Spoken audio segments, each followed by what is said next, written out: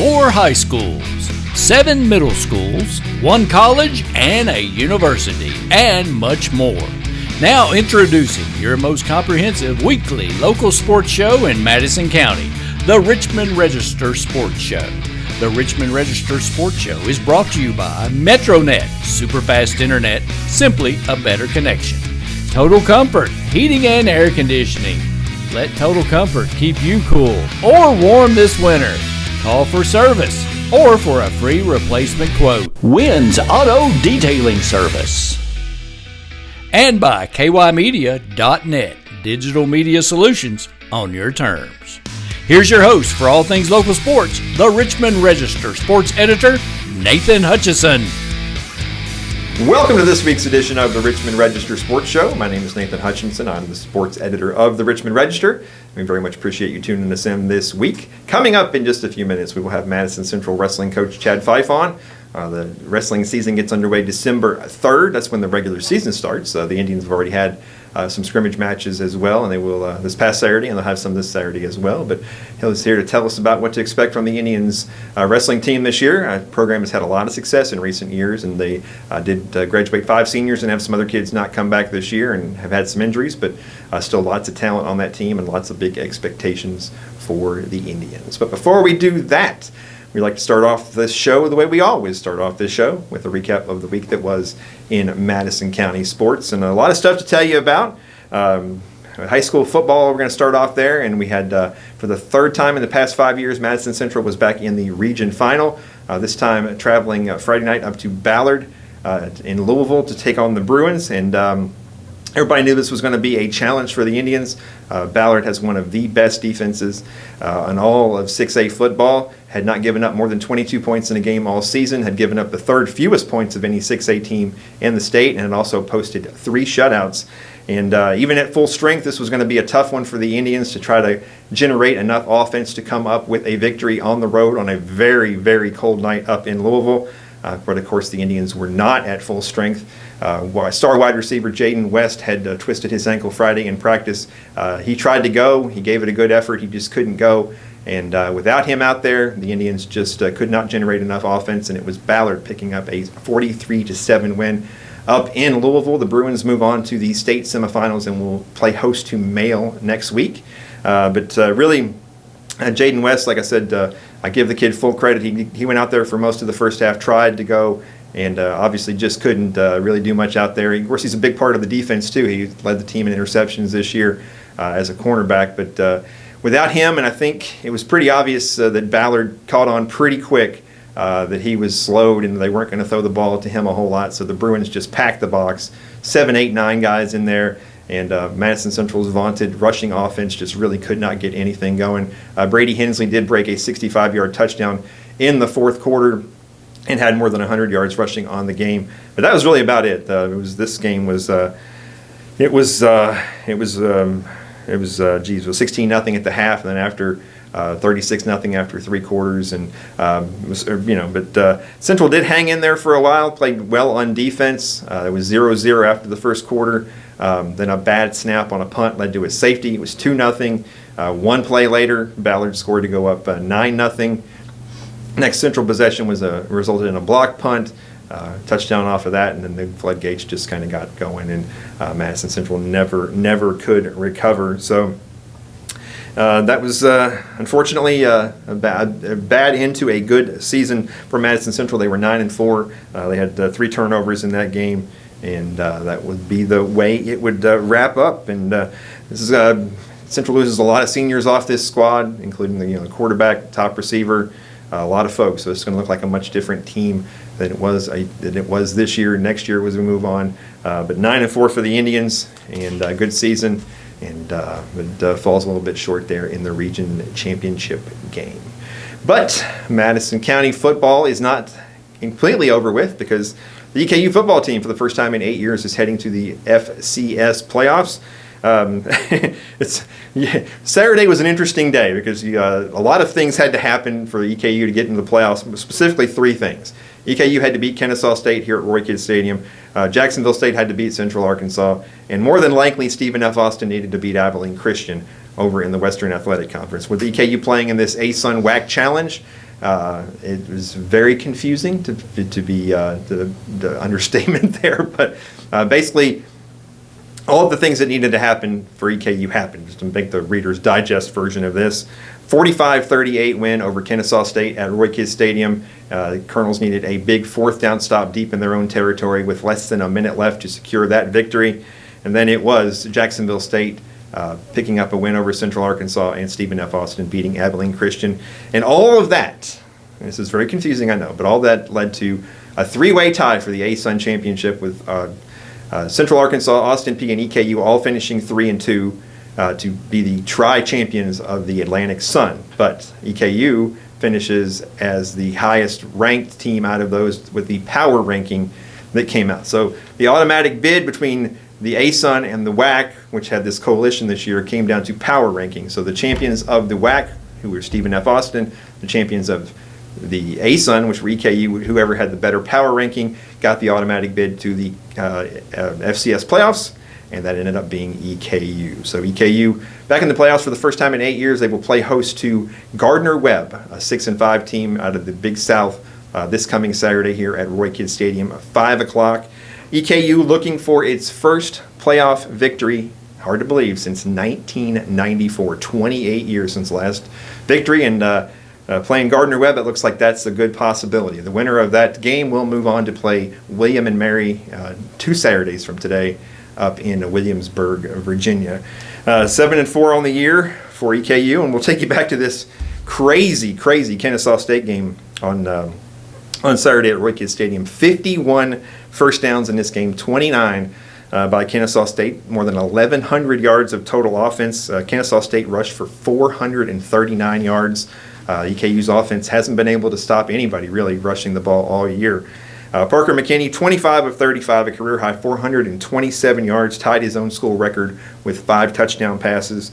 Cornelius McCoy, 9 catches, 151 yards, 2 touchdowns. Jaden Higgins with 109 yards on 5 catches and 1 touchdown. And Matt Jackson, he played a tremendous game, came up with the sack on the 4th down on the last play of the game. But through all that confusion, the long and short of it is EKU back in the playoffs for the first time in 8 years, and it'll be Thanksgiving weekend football at Roy Kidd Stadium. So 5 o'clock on Saturday night, bundle up and come on out and support the Colonels. It might be a little bit cold. There's even talk of a weather system coming in this weekend, but let's hope that doesn't happen. So, but all that game will also be on ESPN Plus if you don't want to stand out there and get cold. Like Randy doesn't like to get cold, so he just stays home and watches it on TV. Either way, support the Colonels, whether you're watching them from home or on your couch, either way. Speaking of the Colonels, EKU men's basketball team was down in Atlanta for 3 games this weekend. At the Capital Classic on Friday, they picked up a 62-61 win over Georgia State. Saturday, a 77-75 win over UNC Asheville. And then on Sunday, a 78-61 loss to Texas A&M Commerce. Overall, though, winning 2 out of 3 in Atlanta, a pretty good weekend for the Colonels against 3 mid-major comparable type teams. Of course, probably the highlight of it all was Friday night, and it was EKU down, I guess they were down 61-59. Georgia State misses the front end of a 1-and-1 free throw. Cooper Robb gets the ball, and half-court three-pointer at the buzzer to win the game. And it ended up being the #1 play on SportsCenter. Are we allowed to play the video? Yeah. So here it is. This is Cooper Robb with the #1 play on SportsCenter this week. Love the hustle. #1, your top play of the day, Eastern Kentucky, Georgia State, 5.4 on the clock. After a missed free throw, Cooper Robb taking it down from the logo, buries it. Oh, a prayer on a Friday, it is answered. Your top play for the dub. And now back to Nathan Hutchison at the sports desk. Don't sue us, ESPN. We don't have the rights to that, so we don't want anybody to sue us. But tremendous end to that game. It was Devontae Blanton, 18 points, 5 rebounds, and Michael Marino and the aforementioned Cooper Robb with 10 points each. On Saturday, EKU pretty much led throughout against UNC Asheville. They were up 43-30 at the half. UNC Asheville did get back late. They hit a whole bunch of threes there in the final seconds to get back within a few points but EKU did shoot 47.5%. Devontae Blanton with 24 points, and Michael Marino with 19 points, making him the 27th member of the school's 1,000-point club. On Sunday, and this against Texas A&M Commerce, 36-33. The Colonels were down at the half, and as A.W. Hamilton said on his post-game radio interview, they just ran out of gas in the second half, playing for the third time in 3 days. It was Texas A&M Commerce finishing the game on a 21-2 run, and EKU was 4 of 21 from three-point range, and just could not overcome that and limp out of Atlanta with a loss. But they did win 2 out of 3, and they'll be back at home on Wednesday night. Wednesday night doubleheader over at McBrayer Arena, and it'll be EKU taking on Brescia over there. So EKU women had 2 games, and we wish we had been with them, right, Randy? They were in Ireland Friday and Saturday, playing in the MAAC ASUN Dublin Challenge over in Ireland. Friday it was a 70-57 loss to Marist, and then on Saturday an 85-64 win over Ryder. Antoinette Walker, man, she has had a great start to her EKU career. And against Marist, 19 points, 12 rebounds. Against Ryder, 25 points, 11 rebounds. 5 straight double-doubles on the season for her. She's the only player, NCAA player in America with 5 double-doubles this season. In the game against Ryder, EKU was up 3 after 3 quarters, but then they outscored Ryder 26-8 in the fourth quarter to pull away for that victory. 3-2 on the season now for the EKU women. They'll be back at home Wednesday against Midway. And Bree College men's basketball had a couple of games this past week. Two home games, 1 win, 1 loss to go to 3-2 on the season. On Wednesday, it was an 88-76 win at home over Campbellsville University Harrodsburg. And then on Saturday, on homecoming, it was 81-73 loss to unbeaten Asbury. And in the game against Campbellsville University Harrodsburg, that game was tied 43-43 at the half. Coach Austin Newton made some defensive changes at the half and really got on his players. And the second half was much better performance in a game that featured 10 ties and 10 lead changes. It was Trey Mentor with 32 points and 5 rebounds, and Isaac Caudle with 19 points and 6 rebounds. And after the game, here's what Coach Newton had to say about the big victory. All right, we're here at the Seabury Center where the Berea College Mountaineers have picked up a win over Campbellsville University Harrodsburg to move to 3-1 on the season. Coach Austin Newton, and Coach, 4 games in about 8 days, and they've all been hard-fought battles, and you guys were down tonight and had to rally to pull this one out. We did. It's kind of been the tale of our season as far as really close games at the end, and we're really learning a lot from all these games. So we had one Sunday that we were up 6 with about 4 minutes left and didn't go the way we wanted, didn't execute down the stretch. And tonight, another opportunity to learn, and defense really picked it up in the second half to go out there and get us a victory. Yeah, we were just kind of joking as we were walking over here. You guys aren't known as a shot blocking team, but you got some big shot blocks there, and a 9-0 run with a couple of threes. I think Isaac hit one, and the freshman from down in Somerset, Andrew Jones, he hit one, so that kind of sparked you there. Yeah, Andrew hit a big one. We were down 3, and he hit one, I think it was 77-74, and he made a big one to tie it up. But the story of the game was in the first half, they shot 73% from the field. Of course, we were really efficient offensively tonight. We made 15 threes.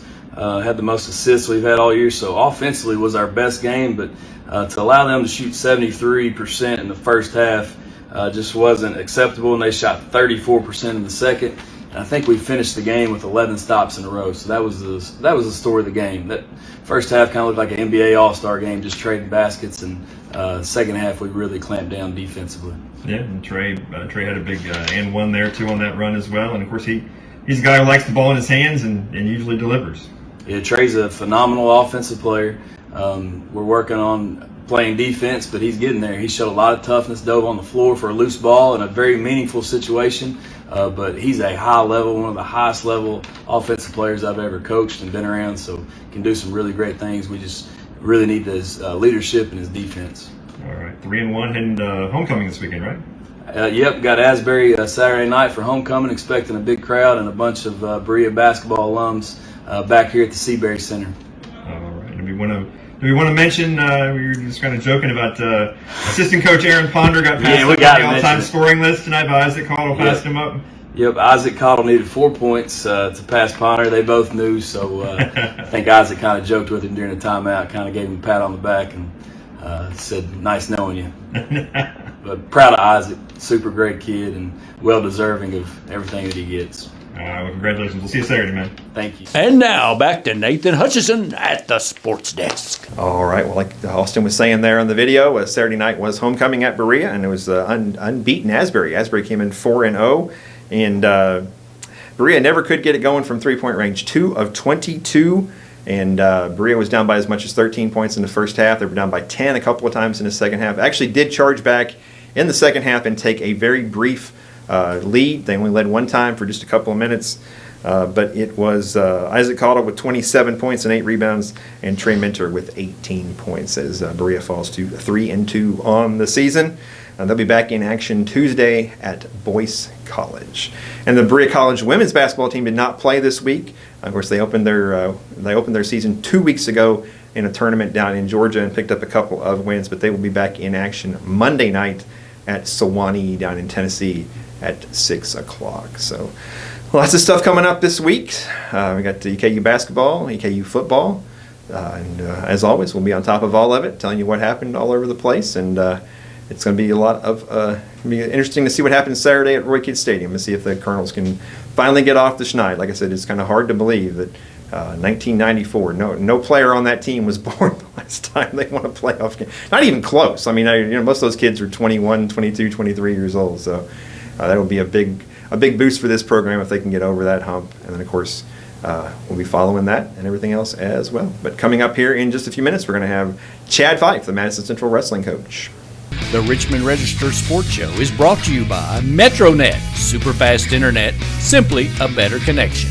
Total Comfort, heating and air conditioning. Let Total Comfort keep you cool or warm this winter. Call for service or for a free replacement quote. Wynn's Auto Detailing Service. And by kymedia.net, digital media solutions on your terms.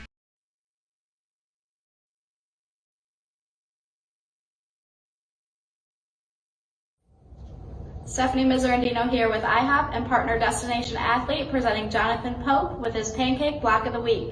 You get your t-shirt, 52 weeks of free pancakes, and your IHOP gift card. Congratulations.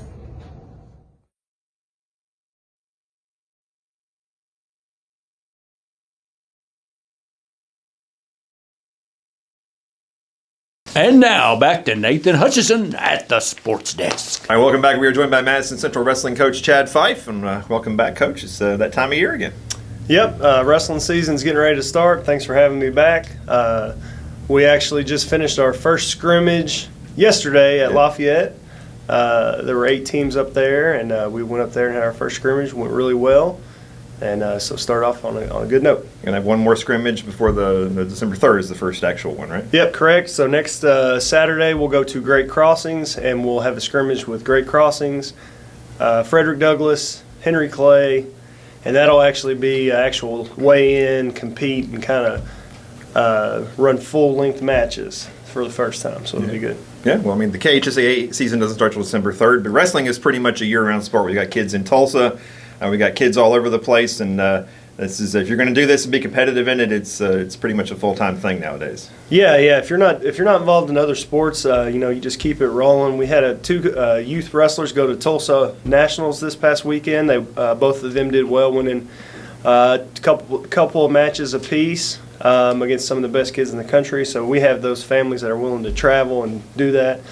And then we hosted the Bluegrass State Games this off season, and then our kids just continued to train and compete pretty much all off season that don't do other sports. So. Yeah, you guys won the region championship last year. You had 6 wrestlers advance to the final round of the state, as they call it now. But this team's going to look a little bit different. You lost 5 seniors. Some other kids aren't back as well. So it's definitely a different look. You only have one senior who's actually going to be wrestling. You have another senior who's out injured. Yeah. You only have one actual senior. One senior. We graduated 5 seniors who started last year. Chase Inshu unfortunately got in a car accident. I won't be able to wrestle. I know he was, we were anticipating a good year for him.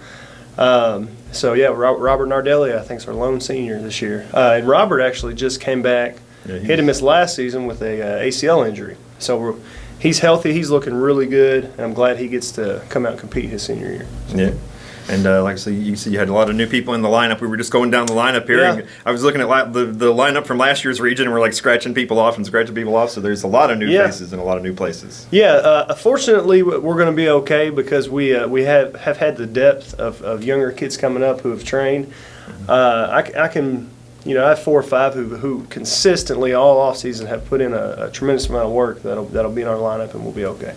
So we showed up really, really good yesterday at the scrimmage. Yeah, and that goes back to the strength of the youth program here. It started years ago by Gene Wolfe, and it's kind of continued on. I don't think it's called the Wolf Pack anymore, is it? But it's the same organization, but it's strong and it's got a lot of kids in it. Yeah, it's Madison County Youth Wrestling Club now, and we've added some coaches to our staff who wrestled in college and things like that, and have young kids in the program. And when you have guys like that are helping out, it helps out. And then, so it gets us moving in the right direction. Yeah, we'll go through the whole list of everybody on the team here in a minute, but we did want to mention Big Jeff couldn't be here, but he wanted to be here. But we'll just talk about him and the rest of your staff this year. Yeah, so pretty much the same as last year for the most part. Coach Kinley and I have been coaching together actually since I started here. He's been here longer than I have, and so at the high school level we have me, Jeff Kinley, Joey Stewart is actually moving up from middle school and is going to be helping high school this year. Former wrestler. He wrestled for us, went through the program. He's getting his teaching degree, wants to teach and coach, so we're excited to have him help. And I think he's 22 years old, so I think you got to be 21 to help out. Sam Ferguson's back helping. Again, another young wrestler, former wrestler, Trevor Reynolds, is helping coach. Again, I think he just turned 21, 22, so he can help. And so that's at the high school. Chris Bolton is at the middle school level. So that's at the middle and high school level. And then as we go down even further at the youth level, we have Carl Richardson, Shane Garber, several people helping the program. Yeah. All right. Well, like I said, it seems weird not to see like we say little Jeff, but it's Big Jeff and Little Jeff. But Jeffrey Kinley obviously graduated, is playing football at Eastern right now. So it's weird to see him not in the program. But of course, his little brother is out there now. So he is, yeah. So Jeff, we have to have a Kinley wrestling at Madison Central. It's just a requirement. So Jeffrey graduated. Obviously, he had tremendous leadership abilities on our team, senior captain. So we're looking for someone to step up and take that role. And he's doing well. I know he's recovering, and I can't wait to watch him play football out there at Eastern. Little Gavin is actually, there's a couple of young kids that are going to be in our wrestle high school this year.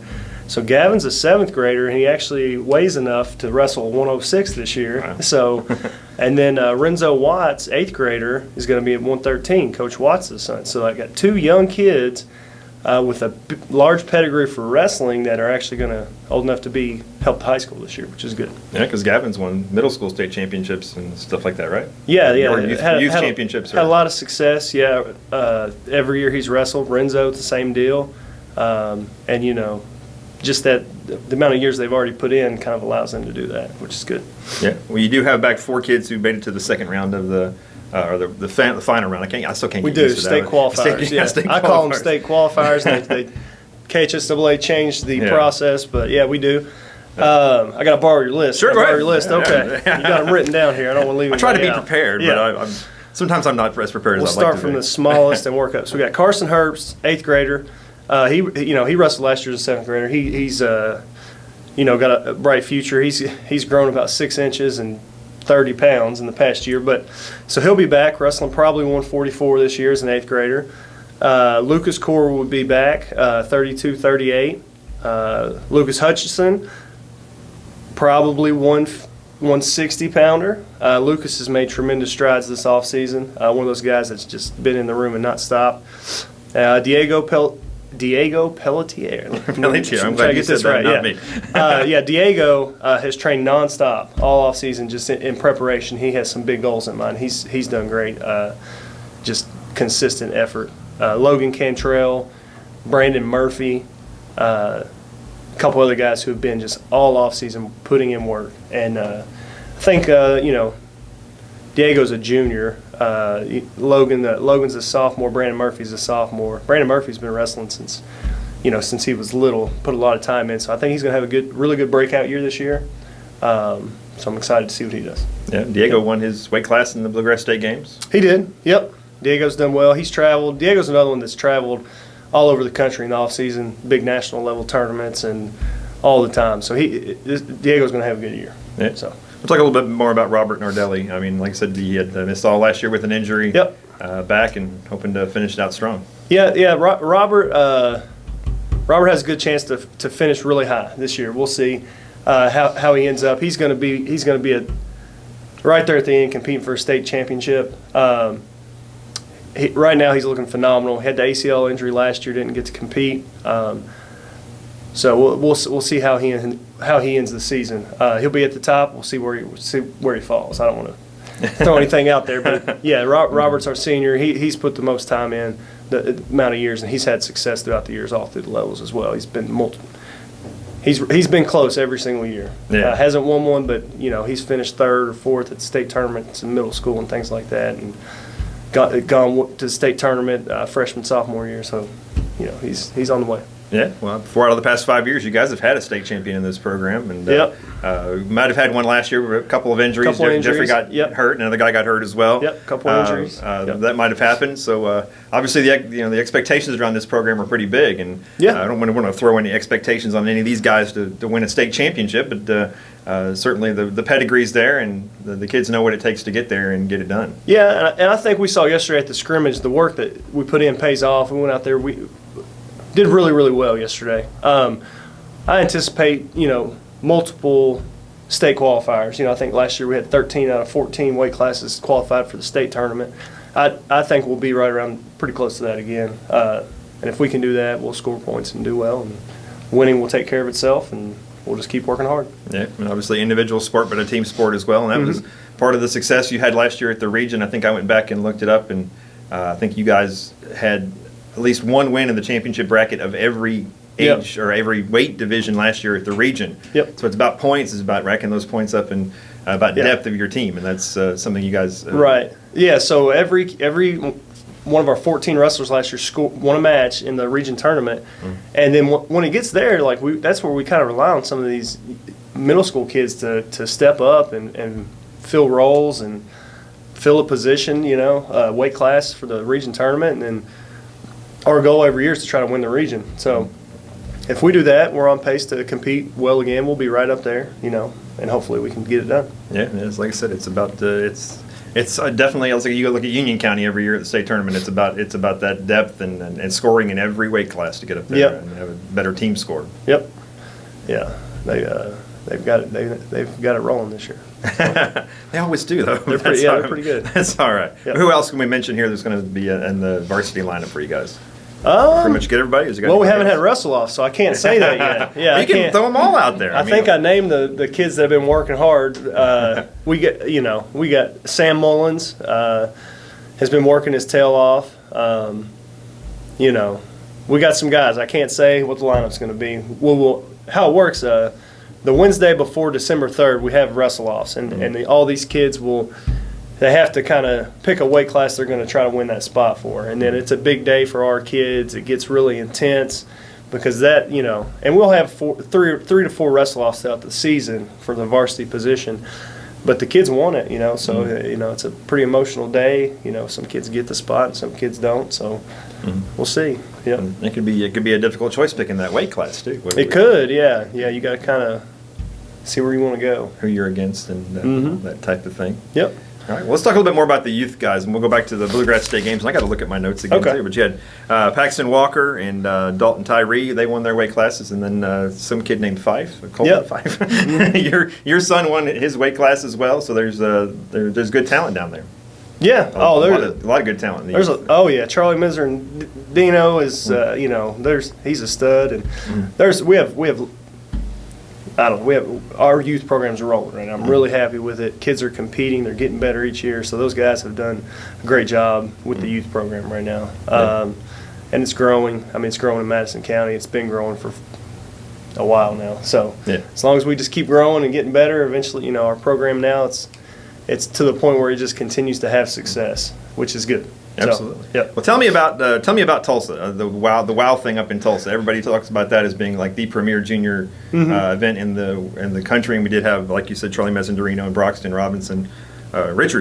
Richardson were both there. So tell me about that event, and because that's like everybody says Tulsa. I mean, it's like it's like the big time. It's a big deal for the youth. It's like probably the you know, most prestigious tournament for youth wrestling. So the best, you know, competitors and wrestling families, and you know, they all go out there and they compete there, and it's a big deal. And if you historically look at who all's wrestled at Tulsa or won Tulsa, a lot of the guys are guys who are competing in Division I or winning the NCAA tournament, or you know, so there's a lot of prestige with that tournament. Both those boys went down there, and like I said, I think they both might have won 3 and lost 2, and you know, against the best kids in the country at that age and that weight. So you know, and Charlie's made the podium there before. He's Charlie's won. Yeah, Charlie's doing phenomenal. He's won about everything for his age and weight. He's pretty good. And he's still in the 4th grade or something. Yeah, he's 4th grade. Yeah, so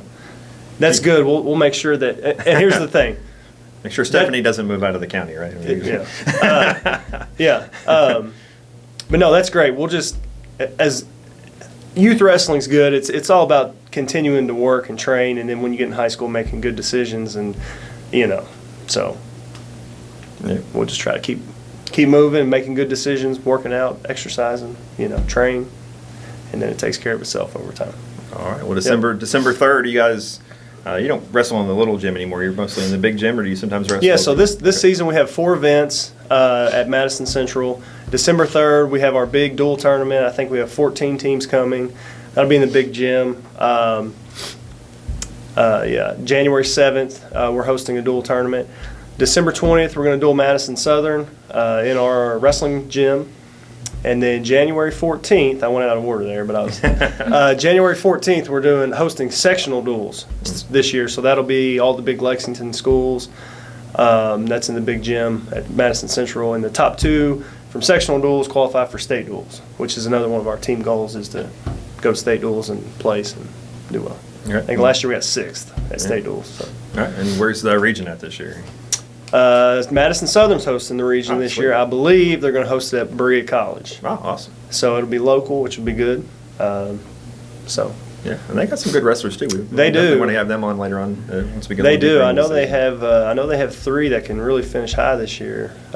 Stephen Whitehead, Chris Bagley, and Braden Kelly. I think all 3 of those kids are going to have the potential to state medalists. Or because Braden was with you guys for a while, wasn't he? No, it was they had. Rick, his father Rick used to run the Wolfpack back in the day, and then they live in Berea. So yeah, but it's cool. Kind of they all kind of work together, and I go to these events, and you guys are all cheering for each other, and unless you're wrestling each other, but if you're wrestling against each other, and it seems like it's always that way here in Madison County. We love to hate each other, but then at the end we all love each other. Yeah, you know. So Chris Bagley wrestled for us in middle school, and then kind of the same deal. I think they moved. It was Bagley. Moved to Berea. Yeah. Oh, okay. I got the wrong one. I knew there was one that had wrestled for you, But in the end, we all love each other here in Madison County, so it's all good. But it is awesome, though. I go to those. They'll have a good team this year. Yeah, it should be a good duel this year between us and Madison Southern, December 20th. So it's one of their better teams they've had, I think, and so I think Stephen Whitehead has a chance to win a state title this year at heavyweight. So that'd be cool. Hopefully his neck's okay. I heard he got injured in football. But he came back and played the whole rest of the year, so. He's a tough kid. Absolutely, absolutely. So, all right, December 3rd here in Richmond.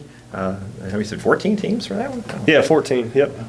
Yeah, that'd be a lot of fun. So, appreciate you coming on as always. Sir. And we'll bring you back, hopefully closer to state and everything. Yeah. And we'll kind of get an update on where it's going. Like I said, it looks like a young team. Like you guys may have a few growing pains to work out, but you guys always seem to have a whole bunch of kids get to state and a whole bunch of kids do well, and that's a sign of a good, solid program. Yep.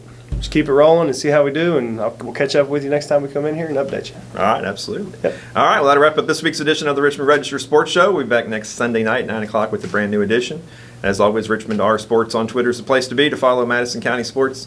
Also, Register Sports on Facebook and richmondregister.com. See you next time. Okay, wrestle. I ain't wrestling him. Are you kidding me? The Richmond Register Sports Show is brought to you by MetroNet, superfast internet, simply a better connection. Total Comfort, heating and air conditioning. Let Total Comfort keep you cool or warm this winter. Call for service or for a free replacement quote. Wynn's Auto Detailing Service. And by kymedia.net, digital media solutions on your terms.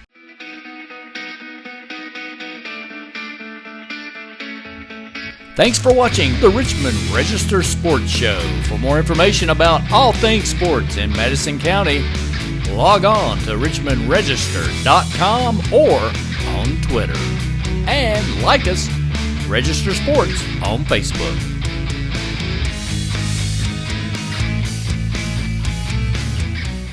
Get the Richmond Register directly to your mailbox or get the app online and visit richmondregister.com.